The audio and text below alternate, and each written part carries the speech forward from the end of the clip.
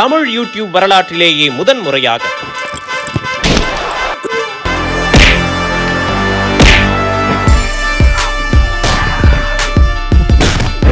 Social மீடியாக்களில் கலக்கிக் கொண்டிருக்கும் 15க்கும் மேற்பட்ட காமெடி பிரபலங்களை வைத்து நடத்தப்பட்ட பிரம்மாண்டமான ரெஸ்லிங் காமெடி ஷோ.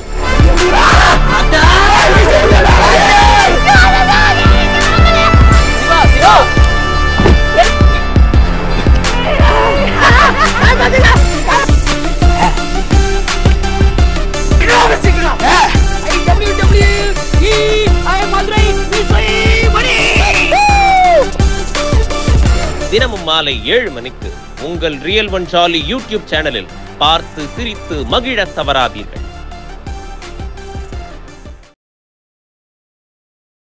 மக்களுக்கு பிஜேபி ஆதரவு இல்லை.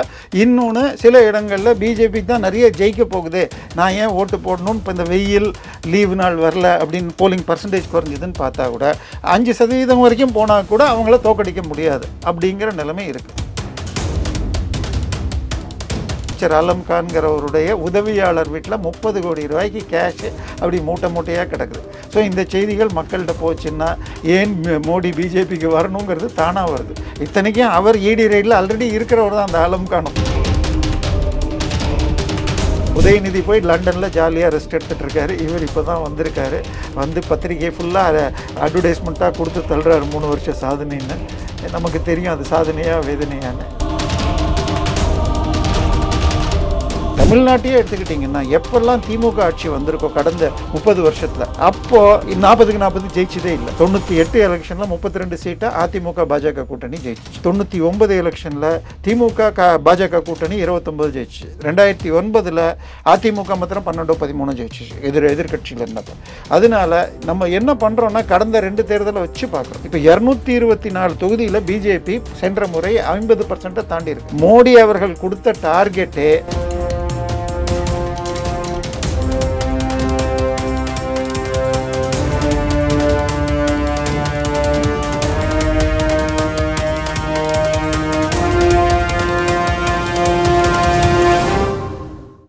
ரியல் ஒன் வாய்ஸ் நேயர்களுக்கு வணக்கம். இன்றைய நேர்காணலுக்காக நம்முடன் இணைகிறார் அரசியல் விமர்சகர் திரு தேவப்பிரியா அவர்கள். வணக்கம் சார். வணக்கம்.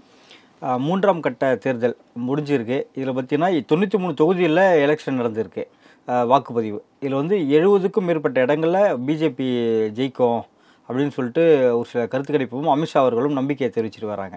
இது நீங்கள் இது எப்படி பார்க்குறீங்க சார்? 93 தொகுதியில் சென்ற முறை 75 தொகுதிகள் என்டிஏ ஜெயிச்சிருந்தது. அதில் 4 சிவசேனா அவர்கள் இந்த பக்கம் இருக்காங்களா அந்த பக்கம் இருக்காங்களா நம்ம பார்க்கணும். ஏன்னா சிவசேனா 2ஆக உடைஞ்சிது. மீதம் 71 சீட்டு. இந்த 71ல் ஒரு 12 சீட்டு தவிர மீதி எல்லாம் 50% அதிகமாக பிஜேபி ஓட்டு வாங்கியிருக்கு. இப்போ என்ன ப்ராப்ளம்னா, டிவி சேனல்களுக்கெல்லாம் போய் விவாதத்துக்கு போகிறப்ப தமிழகத்தில் ஒரு எக்கோ சேம்பர் இருக்குது. எல்லாருமே பிஜேபி எதிர்த்து சொல்லணும், பட் ரெக்கார்டை பார்க்க மாட்டேன்றாங்க. இப்போது சென்ற முறை பிஜேபி 303 சீட்டில் ஜெயிச்சிச்சு. அதில் 224 சீட்டுகளில் பாஜக 50% ஓட்டை தாண்டி வாங்கிச்சு. இப்போ நேற்று நடந்த இடங்கள் எடுத்துகிட்டேன்னு வச்சுக்கோங்க. குஜராத் 26 தொகுதிகள், அதில் 1 போட்டி இல்லாமல் ஜெயிச்சிச்சு.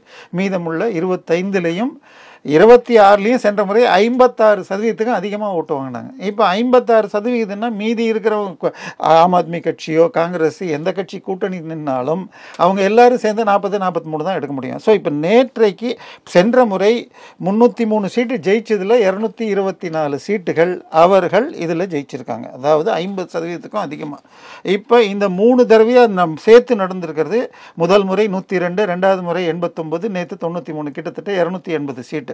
இந்த 283 சீட்டில் நம்ம கணக்கு பார்த்தால் இந்த பிரிவு அடிப்படையில் நம்ம பார்த்தா உங்களுக்கு 284ல் 166 சீட்டு பிஜேபி சென்ற முறை ஜெயிச்சிருக்கு. அந்த 165ல் 135 சீட்டு 50%க்கு மேலே. ஸோ இந்த 50%க்கு மேலே இருக்கிறல பிஜேபிக்கு எதிரான ஸ்விங் இருக்குன்னே வச்சுக்கோங்க. மக்களுக்கு பிஜேபி ஆதரவு இல்லை. இன்னொன்று, சில இடங்களில் பிஜேபி தான் நிறைய ஜெயிக்க போகுது, நான் ஏன் ஓட்டு போடணும்னு இப்போ இந்த வெயில் லீவு நாள் வரல அப்படின்னு போலிங் பர்சன்டேஜ் குறைஞ்சிதுன்னு பார்த்தா கூட 5% வரைக்கும் போனால் கூட அவங்கள தோக்கடிக்க முடியாது அப்படிங்கிற நிலைமை இருக்குது. இப்போ போன முறை 71 சீட்டு அவங்க தனியாக இருந்தாங்க, நம்ம சிவசேனா சீட்டையே விட்டுட்டோன்னா இந்த முறை குறைந்தபட்சம் 75 சீட் வரும் அப்படின்னு கணிப்புகள் வருது. ஏன் இது வருது, எதனால சொல்கிறீங்க, இந்த கேள்வி கண்டிப்பாக வரும். இதில் நம்ம குஜராத்தை எடுத்துக்கிட்டால் 25க்கு 25 அப்படியே ஜெயிக்கும். இதுக்கு அடுத்தது மத்திய பிரதேசில் நடக்குது. மத்திய பிரதேஷ்லையும் சென்ற முறை 29க்கு 28 ஜெயிச்சாங்க. சிந்துவாரான்னு சொல்லிட்டு கமல்நாத்துடைய ஒரே ஒரு தொகுதி அவருடைய மகன் மாத்திரம்தான் அதே நிலைமை தான் இருக்குது. கிட்டத்தட்ட இப்போ சீஃப் மினிஸ்டராக ஒரு புதியவரை போட்டாங்க. ஏற்கனவே இருந்தவர் கொடுக்கலன்னு ஒன்று அங்கே அப்படி அழுகிறாங்க. அவர் போய் ஓட்டு கேட்டால் மக்கள் கை கூப்பாதீங்க, எங்கள் ஓட்டு உங்களுக்கு தான். கிட்டத்தட்ட அவர் இந்த முறை இவர் மாமாஜின்னு தான் கூப்பிடுவாங்க அந்த சீஃப் மினிஸ்டரை. அவர் அந்த ஊர் எம்ஜிஆராக இப்போது இருக்கிறார். ஸோ அங்கேயும் கிட்டத்தட்ட அந்த 29க்கு 28ன்னு வரும். மத்திய பிரதேஷ் 2ஆக பிரிஞ்ச ஸ்டேட்டு தான் உங்களுக்கு சத்தீஸ்கர். சென்ற முறை 13ல் 11 என்னமோ ஜெயிச்சாங்க. இந்த முறை அது ரிப்பீட் ஆகுது. ஸோ இது எப்போ நேற்றுக்கு 4 என்னமோ நடந்திருக்கு. ஜார்க்கண்ட், பீகார்லேருந்து பிரிஞ்ச மாநிலம் ஜார்க்கண்ட். அங்கே முதலமைச்சர் ஜெயிலில் தான் இருக்கார். அங்கேயும் அப்படி தான். போன முறை 13 சீட்டில் 11 சீட்டு பிஜேபி, 1 சீட்டு காங்கிரஸ், 1 சீட்டு ஜார்க்கண்ட் முக்தி மோர்ச்சா ஜெயிச்சிச்சு. இந்த முறை அதே ரிசல்ட் வரதுக்கு வாய்ப்பு தான் இருக்குது.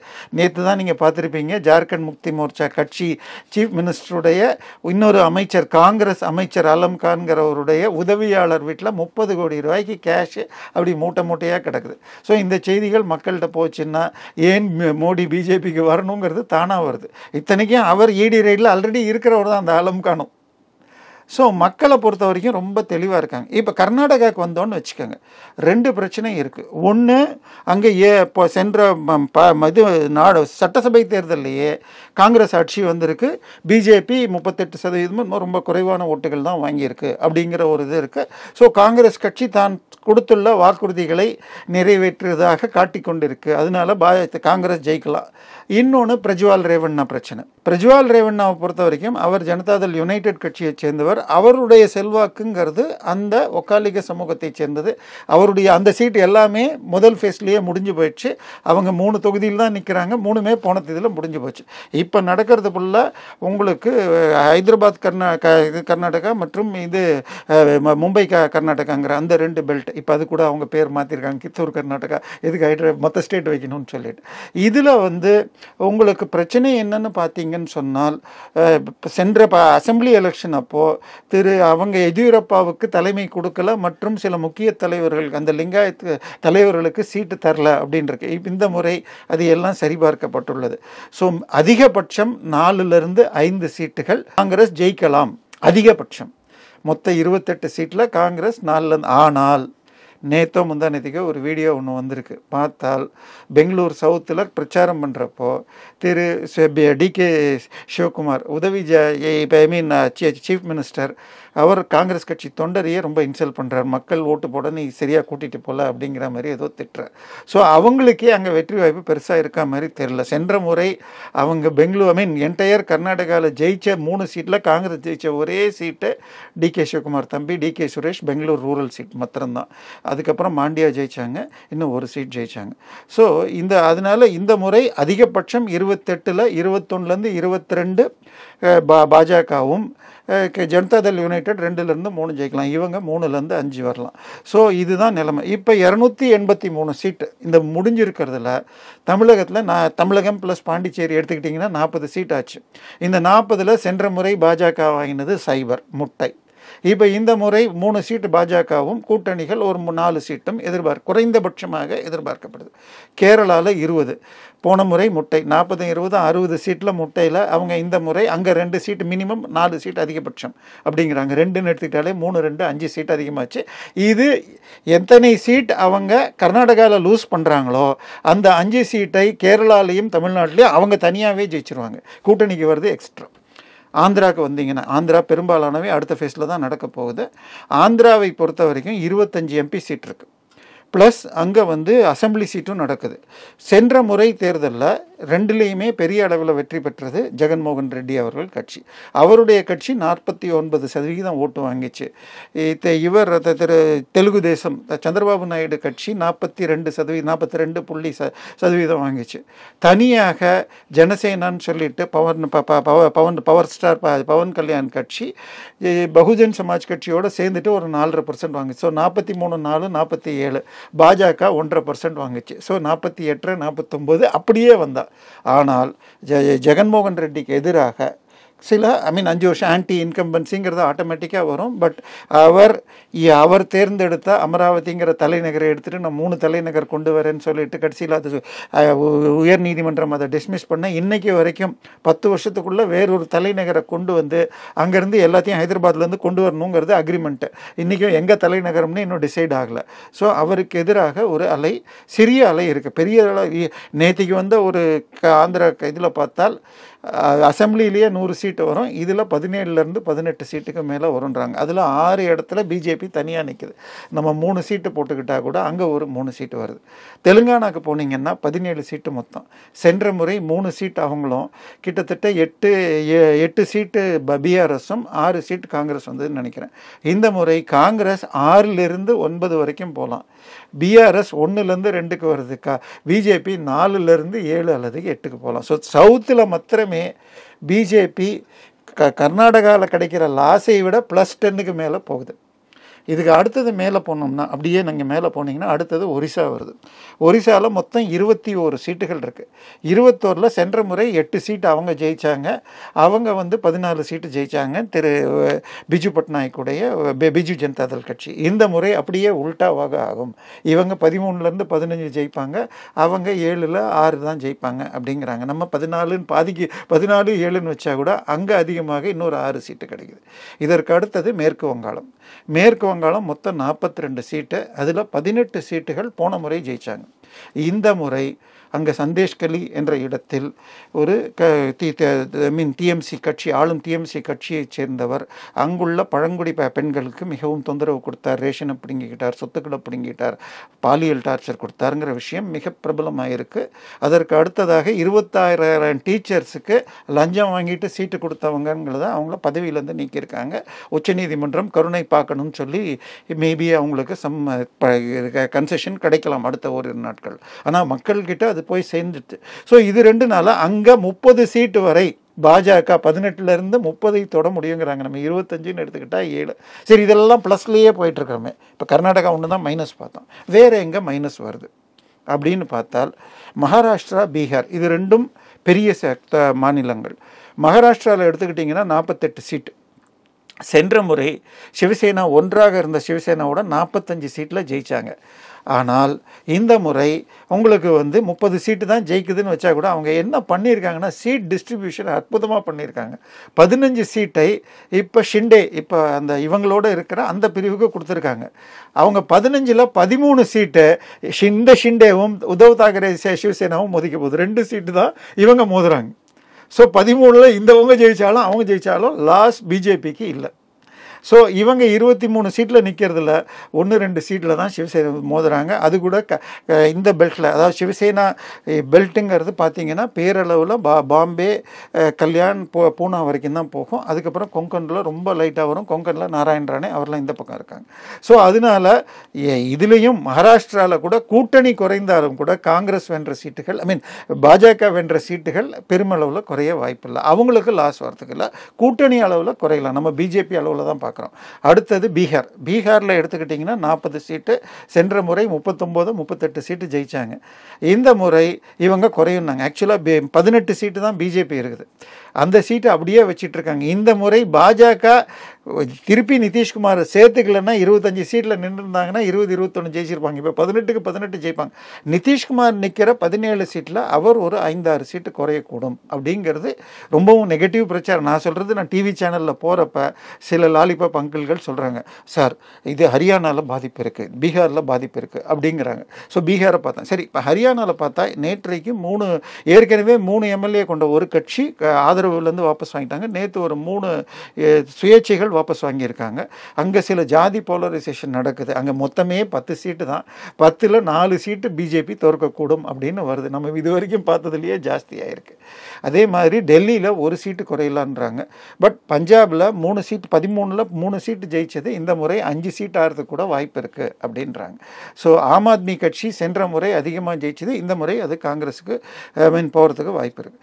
எனவே இப்போ இதையெல்லாம் வச்சு பார்க்குறப்போ பிஜேபி குறைந்தபட்சம் 315 330 அந்த ரேஞ்சை தொடரத்துக்கு வாய்ப்பு இருக்குது. கூட்டணியாக 360 370 இருக்குது. பெட்டிங்கில் எங்கே இருக்குன்னு சொல்லிடுறேன். சட்டா பெட்டிங் நம்ம போட்டோம். அந்த ஒரு காணொலி 2.25 லட்சத்தை தாண்டி போயிட்டுருக்கு. சட்டா பெட்டிங் அன்றைக்கு 330ன்னு சொன்னாங்க பிஜேபி, இப்போ 310 அப்படின்னு நேற்று வந்திருக்கு. பிஜேபி 310 வருதுன்னு நீங்கள் பெட் கட்டினீங்கன்னா ₹1 கட்டினா ₹1 தான் திருப்பி கிடைக்கும். பிஜேபி 330 தாண்டும் நீங்கள் பெட் கட்டினீங்கன்னா ₹1 கட்டினா ₹3 இருக்குது இன்றைக்கி நிலைமை. பெட்டிங்லேயும் அதையும் நான் சொல்லிட்டேன், பெட்டிங்கையும் சொல்லிட்டேன். காங்கிரஸ் அந்த சட்டா பெட்டிங் படி 50லேருந்து 51 சீட்டு, அப்படின்னா ₹1க்கு ₹1. அதுக்கு மேலே 60ன்னு சொன்னாலே ₹3 போயிடுச்சு. ஸோ இதுதான் இன்றைக்கு உள்ள கணிப்பு. எனவே நம்ம சேனல்களில் காங்கிரஸ் பிஜேபி வெறுப்பில் சில பேர் சொல்லலாம்.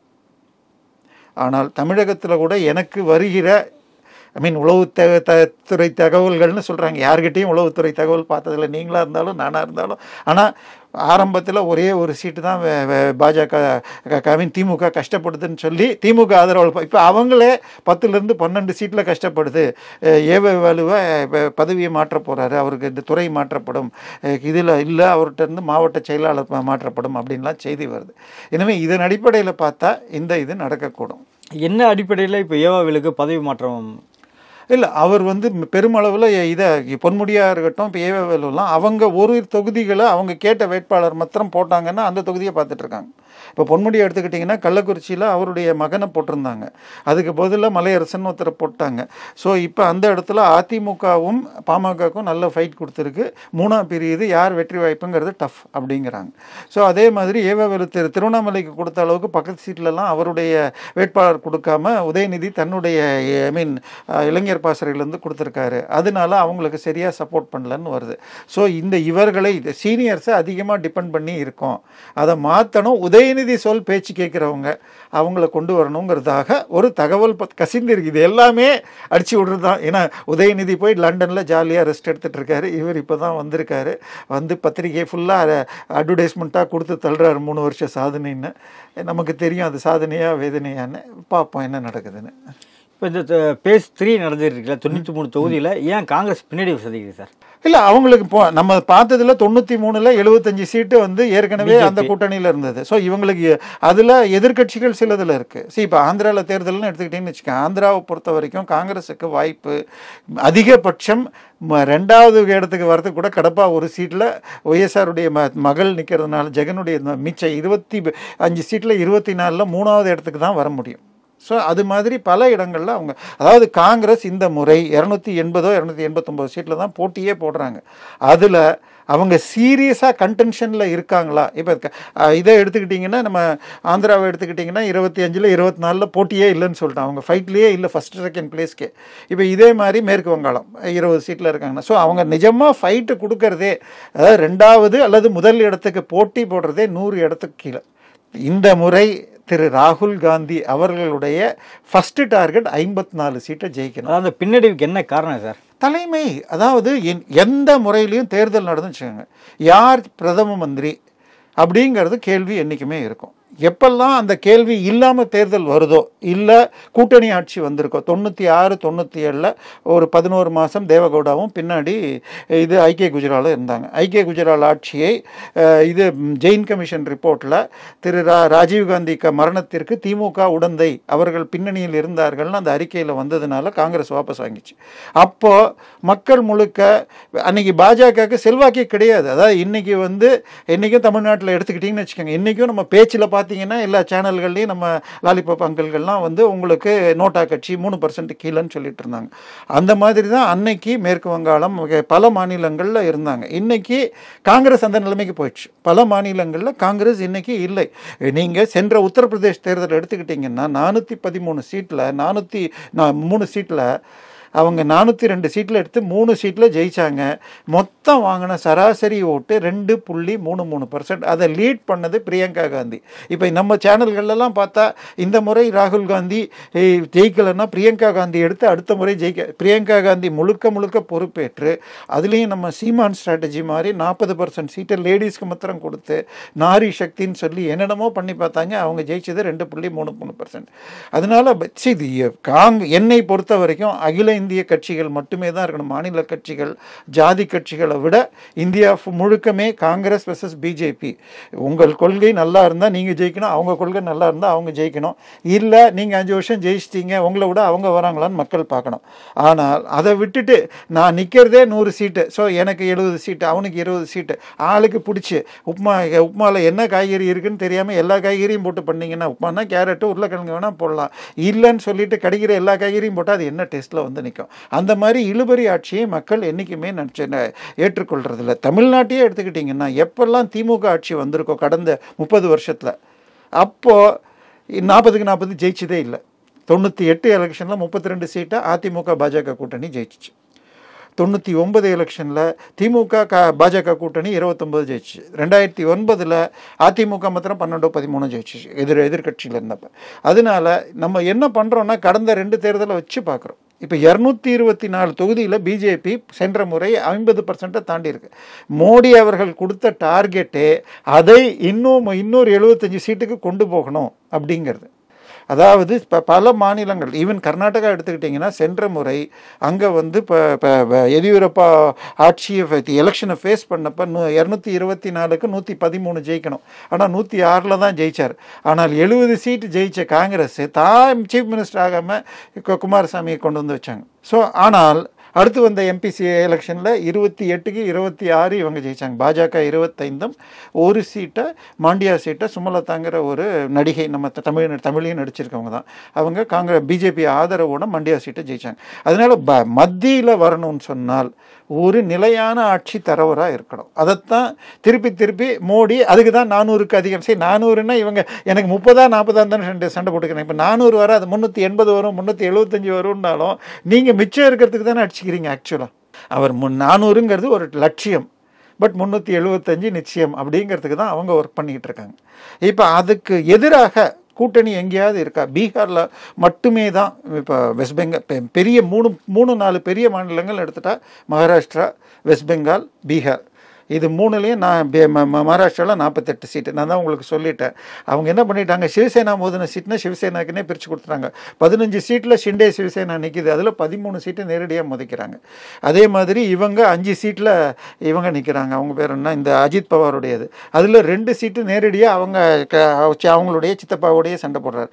இன்னைக்கு சரத்பவாருடைய மகள் நம்ம கனிமொழியோட நெருங்கிய தோழி சுப்ரியா சூலேவுக்கும் அதே பாரமதி தொகுதியில் அஜித் பவாருடைய மனைவிக்கும் நடக்குது. எனக்கு வருகிற செய்திகள் சுப்ரியா சூலே தோற்கக்கூடும். சரத்பவார் அங்கே நேற்று ஒரு வீடியோவே வந்திருக்குது. ஒருத்தர் போய் ஒரு வயசானவர் ஓட்டு போட போகிறாரு. அங்கே போயிட்டு அவருக்கு பட்டன் நம்பிக்கை ஓட்டு போடுங்கன்னு அலோவ் பண்ணுறாரு. அங்கே எங்கே திரும்பி வந்துட்டார். போடாமல் ஏன் போடல, என்ன போட்டால் லைட்டு சத்தம் கேட்கும், ஏன் போடல வந்துட்டார். அங்கே கமல் காணும், இப்போ பூவே இல்லை. நான் எப்பயும் பூக்கு தான் போடுவேன், தாமரை இல்லை. ஏன்னா அங்கே வந்து இவருடைய சின்னம், சரத்பவார் கட்சியுடைய ஒரிஜினல் சின்னம் கிளாக், கடிகாரம். எதிர்த்தாப்புல எப்பயுமே அங்கே தாமரை நிற்கும். இந்த முறை தாமரைக்கு பதிலாக கிளாக்கும், சரத்பவாருக்கு வேறு சின்னமும் போயிடுச்சு. எனக்கு தாமரை இல்லைன்னு ஓட்டு போடாமல் ஒருத்தர் வந்துட்டார். அவங்க சரியான பிரச்சாரம் பண்ணலை. அந்த எங்களுடைய சின்னம் அப்படிங்கிற நிலைமைக்கு இப்போ இருக்குது. இன்றைக்கி மகாராஷ்டிராவில் தான், இன்றைக்கும் இந்தியா முழுக்க உள்ள சூழ்நிலையில் மகாராஷ்டிராவில் தான் 10லேருந்து 15 சீட்டு கூட்டணிக்காக போகலாம். ஆனால் அதில் கூட பிஜேபி போன முறை வந்த சீட்டிலேருந்து 1-2 சீட்டு கூட குறைவதற்கு வாய்ப்பு இல்லை அப்படின்னு தான் வருது. பீகாரை எடுத்துக்கிட்டால் 48 சீட்டில் 40 சீட்டில் 18 சீட்டு இவங்க நிற்கிறது அப்படியே ஜெயிக்க போகிறாங்க. அங்கே அவர் நிற்கிற 17 சீட்டில் ஒரு 3-4 சீட்டில் உங்களுக்கு அதுக்கு பேர் என்ன சொல்கிறது, உங்களுக்கு யாதவ், இவங்களுக்கு நடுவில் லல்லு பிரசாத் யாதவுடைய மகன் தேஜஸ்வி யாதவ் கொஞ்சம் வளரும் ஸ்டார் அப்படின்னு வரதாக இங்கே இருக்கிற சேனல்கள் சொல்லுது. எனக்கு அங்கே பெருசாக தென்படலை, இங்கிலீஷ் பத்திரிகைகளில் தென்படலை. அப்படி எடுத்துக்கிட்டால் கூட உங்களுக்கு வந்து பிஜேபியும் அதை கணக்கு பண்ணி தான் மத்திய பிரதேச முதல்வராக ஒரு யாதவ் போட்டு அந்த ஒர்க்கையும் பண்ணியிருக்காங்க. அதனால் என்னுடைய கணக்குப்படி பிஜேபி 320 சீட்டுக்கு குறையாது. சாம் புருட்டோ தென்னிந்தியர்கள் ஆப்பிரிக்கர்கள் அப்படின்னு சொல்லிட்டு ஒரு விஷயத்தை பதிவு பண்ணியிருக்காரு. அது பெரிய அளவில் கண்டனத்துக்குரியதாக இருக்குது. மோடியும் கண்டனம் தெரிவிச்சிருக்காரு. அதாவது பிஜேபிக்கு 2 விதமான பிரச்சாரங்கள் இருக்காங்க. ஒன்று அமித்ஷா, மோடி, இவங்கெல்லாம் போனால் பிஜேபிக்கு ஓட்டு போடுங்க, கமலுக்கு, தாமரை, கமல்னா கமலுக்கு ஓட்டு போடுங்கன்னு கேட்டு வருவாங்க. ஆனால் பிஜேபிக்கு தான் ஓட்டு போடணும்னு செய்யறதுக்கு சில பேர் இருக்காங்க. அதில் சில முக்கியமான நபர்கள் போன ஃபஸ்ட்டு எலெக்ஷனில் பார்த்தா மணிசங்கர் ஐயர் அவர் டீ கடைக்காரர்னு சொல்லிக்கிறார், வேணும்னா காங்கிரஸ் அலுவலகத்தில் வந்து டீ விக்கெட்டும் நாங்கள் வாங்கி குடிக்கிறோம் அப்படின்னு பேசினார். அதை கொண்டு போய் அவர் எல்லா இடத்துலையும் சேர்த்தார், பிஜேபி ஜெயிச்சிச்சு.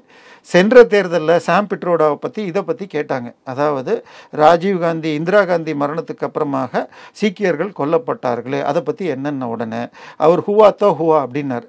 நடந்து போச்சு. இப்போ அது என்ன சொல்லியிருக்கணும்னா ஒரு துக்ககரமான சம்பவம் தவிர்த்துக்கப்பட்டிருக்கணும், நடந்து போயிடுச்சு அப்படின்னு சொல்லியிருக்கணும். ஆனால் அவர் அதுக்கு பதிலாக நடந்து போச்சு, இப்போ என்ன பண்ண முடியும், அதாவது அது தப்பே இல்லை அப்படிங்கிற. ஏன்னா ராஜீவ்காந்தி இதை முன்னாடி சொல்லியிருக்கார், ஒரு பெரிய மரம் கீழே விழுந்தால் பக்கத்தில் இருக்கிற சிறிய செடிகள் உதிர்ந்துரும் வேரோட வரப்ப அப்படிங்கிற மாதிரி, அது தப்பு இல்லைங்கிற மாதிரி சொன்னார். அதை இவர் 25 வருஷம் கழித்து இப்பயும் அதே மாதிரி பேசினார். இப்போ இந்த முறை அவர் தான் என்ன சொல்லியிருக்காரு, அப்பா செத்து போனால் உங்களுக்கு பையன்களுக்கு சொத்து வரப்போ 55% நான் வந்து கவர்மெண்ட் எடுத்துக்கலாம் அப்படின்னு அமெரிக்காவில் இருக்குது, அதை நாங்கள் இங்கே கொண்டு வர போகிறோம் அப்படின்னு பேசினார். அது பிரச்சாரம் பண்ண உடனே பாஜகவுக்கு அது ஹெல்ப்ஃபுல்லாக ஆயிடுச்சு. அத்தோட முஸ்லீம் ரிசர்வேஷன் பற்றி இதெல்லாமே பேச பிஜேபிக்கு, அதாவது சாம் பிட்ரோடா, ராகுல் காந்தி இவர்களெல்லாம் போய் பேசினாங்கன்னா பிஜேபியை தவிர யாருக்கும் ஓட்டு போடக்கூடாதுன்னு பிஜேபி வாக்காளர்களுக்கு உறுதியாகுது. சாம் பிட்ரோடா போன்றவர்கள் பேசாமல் இருப்பது நல்லது அப்படின்னு அங்கிள் சுமன் ஸ்ரீராமன் அவர்கள் ஒரு ட்வீட் அப்பயே போட்டிருந்தாரு. இப்போ இன்னும் மேலும் உறுதியாகுது. இது மாதிரி அதான் சொன்னேன், தமிழ்நாட்டுக்கு முதல் ஃபேஸில் வைக்காமல் கடைசி வரைக்கும் கொண்டு போயிருந்தா சனாதனம் மாதிரி இன்னும் நிறையா உளறி இருந்தாங்கன்னா பிஜேபி இன்னும் சாதகமாக இருக்கும்னு. அதுக்கு பதிலாக சாம் பிட்ரோடா போன்றவர்கள் இன்னும் இருக்காங்க. நடப்பு அரசியல் குறித்து பல்வேறு கருத்துக்களை மிக்க நன்றி சார்.